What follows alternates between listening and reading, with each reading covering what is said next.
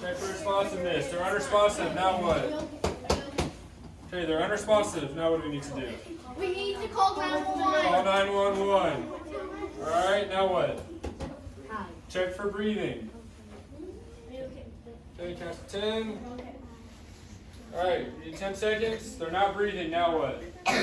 We have to do CPR. Do CPR. Alright, hard and fast on the center of the chest. So you want to get on your knees and then lock your elbows out. There you go. Good job. Alright. Let's switch again. Make sure everyone gets a chance.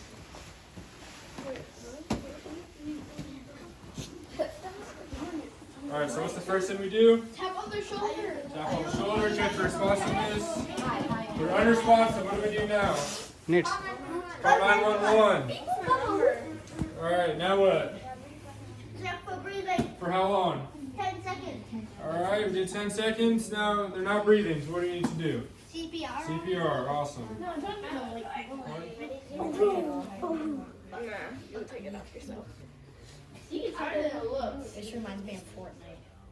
Where they just See? it reminds me of back when It's harder than it looks. where they have the glows. It's like What is unwrapped? yeah.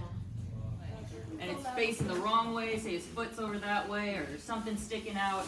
We're gonna splint his leg so it doesn't move when we pick him up or try and lift him or anything like that. Because the last thing we wanna do is to hurt him more. So what we're gonna do is place this as close to his body as we can. We're gonna fold it up nice and tight, and then we would normally tape this, but to right now. And we take this pump and plug it in, and when we pump it, it makes it stiff, so this thing gets nice and hard so it doesn't move.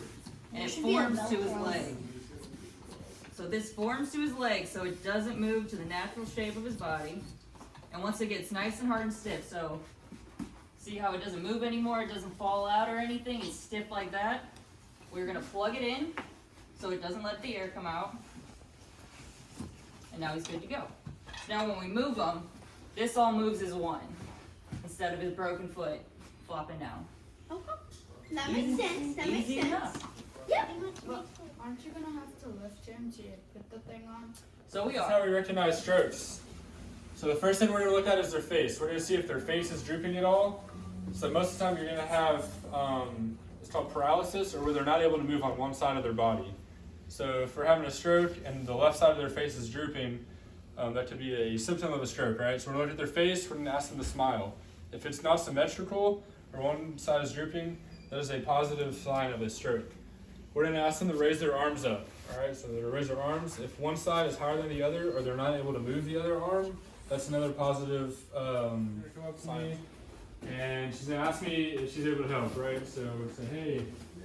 Hey, you okay?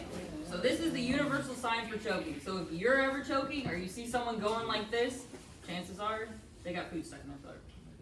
Good chance. Alright, so he's not able to answer me, but he's still standing up, so I'm going to get behind him. I'm going to take my thumb, put it in his chest. I'm going to wrap my other hand around, I'm going to squeeze as hard as I can and try and get that out of him. Because when I squeeze, it's kind of like a... What's a toy? When you get something stuck in a toy and you squeeze the bottom of it, it pops out the top. It's kind of what we're trying to do to him. So if we put we're going to make a fist like this. I'm going to make a fist. Wrap your hand around.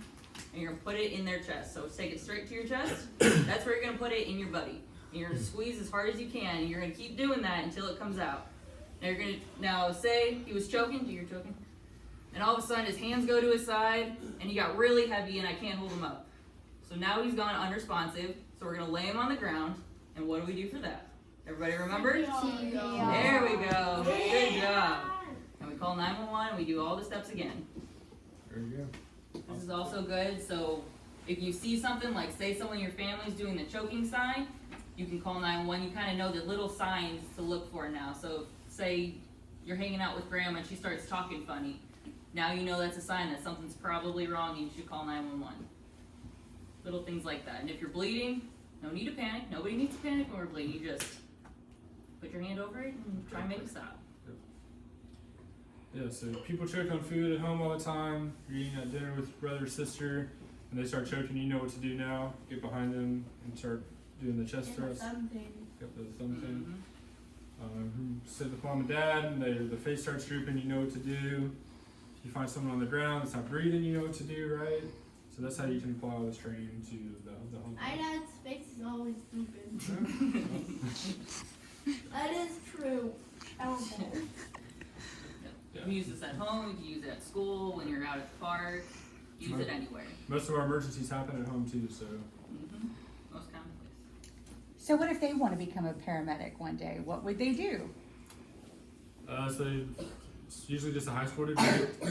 So finish high school, and then you just apply to there's several paramedic programs around here. There's a couple offered through their community colleges like Holland, or Grayson County has one, Tarrant County, and then there's also private. Like, can we see the fire truck? Can we see the fire truck? Yeah, stand back here. He's the driver of the fire truck. He'd love to show y'all. Let's go. Y'all follow Mr. Scamp outside. He'll show y'all. Oh, my leg fell asleep.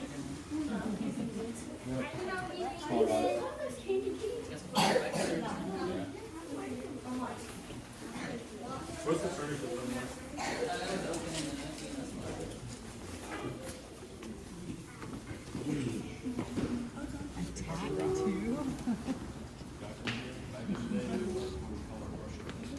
Okay.